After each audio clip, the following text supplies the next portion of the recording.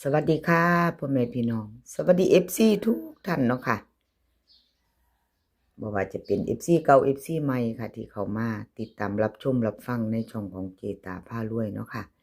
คลิปนี้เจตาก็จะวางแนวทางของลาวพัฒนาค่ะลาวพัฒนาคลิปนี้จะมีอยู่4ท่านเนาะพี่น้องมีอยู่4เซียนดังค่ะดาพารวยเด่นหลัก10อน้อยนำโชครับสายด่วนค่ะมี4เซียนถ้าชอบของผู้ใดอ่านรายชื่อไปแล้วสนใจผู้ใดรอรับชมรับฟังไปน้ำกันเนาะค่ะเห็นอยู่นี่ประวัติของดาพารวยค่ะดาพารวยคนสวยในช่องเนาะค่ะคนสวยในช่องดาพารวยเข้าไป8ตัวหนึ่งค่ะบน23862เนาะเข้าไป8กะ2ตัวมา1ตัวกะถือว่าบรุษเนาะค่ะดาคนสวยในช่องมาตามกันต่อไปใหม่กราบขอบบุญขอบคุณดาหลายๆเด้อค่ะที่ให้แนวทางมาวางทางช่องเนาะให้เจตามาตลอดกราบขอบพระคุณหลายๆค่ะเจตาเป็นกำลังใจให้แม่นสิเข้าสิหลุดมาตัว1 2ตัวเฮากับไปต่อกันคือเก่าเนาะค่ะพี่น้องไปต่อให้กำลังใจคือเก่าดาพารวยคนสวยในช่องค่ะวันที่24เพิ่นให้มาแล้ววิ่งลูดค่ะ6กับ7 2ตัว4หางค่ะ6 7 7 6 1 0 0 1 3ตัวค่ะ3ตัว1 6 7 4ตัวค่ะ0 1 6 7 2หางคือเก่ากับให้เรียบร้อยเนาะค่ะดาคนสวยในช่องด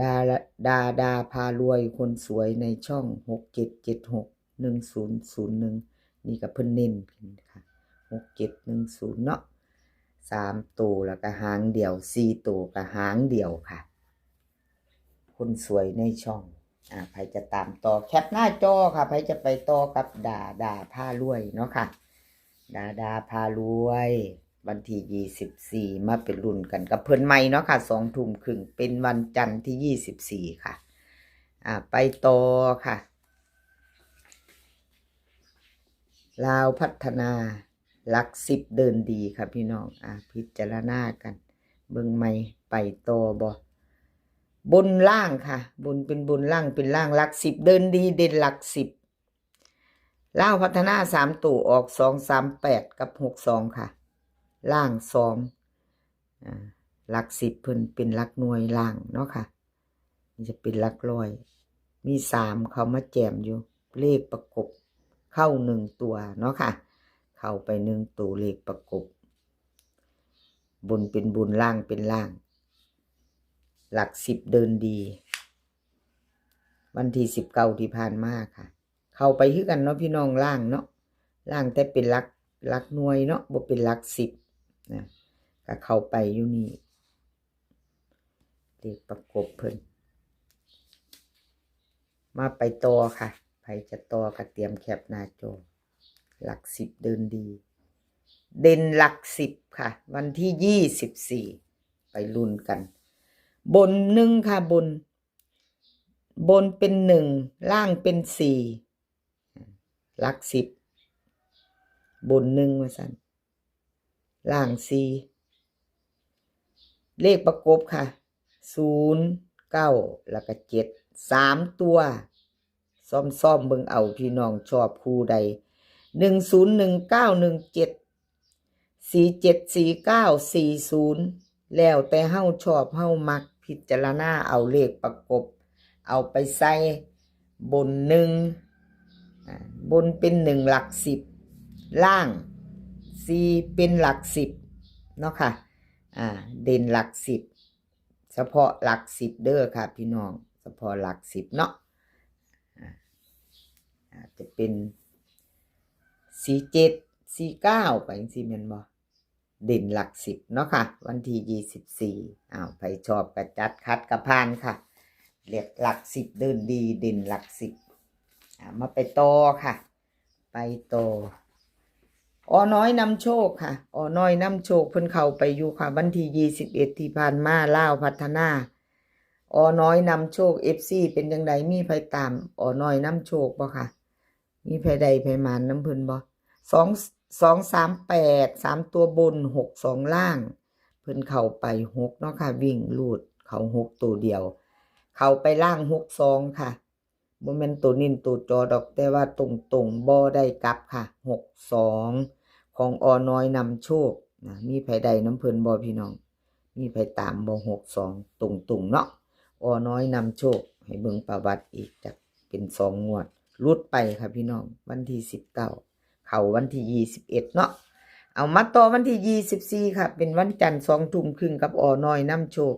ชอบก็จัดขัดก็ผ่านเนาะค่ะเอามาต่อกันวิ่งลูดค่ะเพิ่นให้มา9กับ5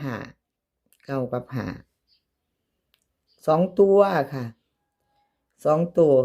91 90 53 52เบิ้ล99 44 3ตัวค่ะ3หาง953 590 525ค่ะวิ่งลูดเด่น9ล่องหา2ตัวเด่นเน้น9053ค่ะ2หางเพิ่นเน้นให้เน้น3ตัวหางเดียวค่ะ953น้อยนำโชคกราบขอบคุญขอบคุณน้อยนำโชคหลายๆเด้อค่ะที่ให้แนวทางโดยดีเสมอมาให้แนวทางมาว่างทางช่องเจตาอยู่ตลอดเนาะค่ะกราบขอบบุญขอบคุณหลายๆค่ะ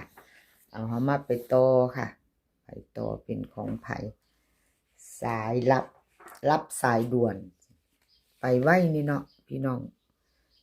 เจตาก็ได้รับสายด่วนอ่านซ่าๆก็ได้ดอกเจตามันหลงว่าติ ตากับปากเนาะพี่น้องบางเทื่อบ่สามัคคีกันปากไปก่อนตาเอาตาไว้ปากไว้แต่ว่าบ่ตรงตูเนาะ หัวควรเจ้าของก่อนรับสายด่วนค่ะรับสายด่วนวันที่21ที่ผ่านมา238ค่ะบน3ตัวล่าง62เพิ่นเข้าไปวิ่งรูด8ตัวเดียวค่ะเป็นบนเนาะรับสายด่วนเข้า2ตัวมา1ตัวค่ะวิ่งรูดวันที่19เพิ่นก็มาตัวเดียวค่ะมา3ล่าง2งวดค่ะเจตาให้เบิ่ง2งวดแล้วก็ตามวันที่24ค่ะ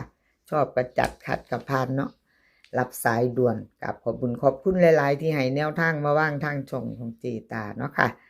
2ตัวเพิ่นบ่เข้าบ่เดินกะกราบขอโทษขออภัย FC แทนเพิ่นเนาะค่ะเจตาขออภัยแทนรับสายด่วนค่ะแนวทางเพิ่นจับคู่บ่เข้าเนาะไปต่อค่ะมาลุ้นใหม่วันที่24เนาะวิ่งรูดค่ะวิ่งรูดรับสายด่วนให้มา7กับ4ค่ะ2ตัว4หาง73 72 41 40เบิ้ล77กับ44ค่ะ3ตัว3หาง740 473 727ค่ะวิ่งรูดเน้นถึง2ตัวค่ะเด่น7กับ4ทอกันเน้น72กับ40ค่ะ72กับ40 3ตัวเน้นหางเดียว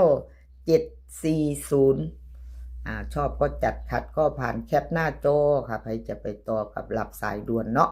เอาที่เฮาชอบเฮามักค่ะพี่น้องเลขทุกตัวเอามาวางเพื่อเป็นแนวทางโปรดใช้วิจารณญาณในการรับชมเป็นอย่างสูงรับชมรับฟังเป็นเพียงแนวทางเนาะค่ะถ้าเขาก็ดีใจนำคันนี้ไผตามไผโศกไผหมานเนาะเจตาเป็นกำลังใจให้มื้อนี้ก็ขอให้พี่น้องโชคดีให้โชคดีมีความสุขแล้วก็ขอให้สุขภาพแข็งแรงกันทุกคนค่ะเดินทางไปไสขอให้ปลอดภัยเดินทางไปขอให้มีโชคค่ะกลับมาก็ขอให้มีชัยคลิปหน้าพ่อกันไหมค่ะกราบขอบพระคุณหลายๆคลิปหน้าพ่อกันไหมคลิปนี้ก็สวัสดีค่ะ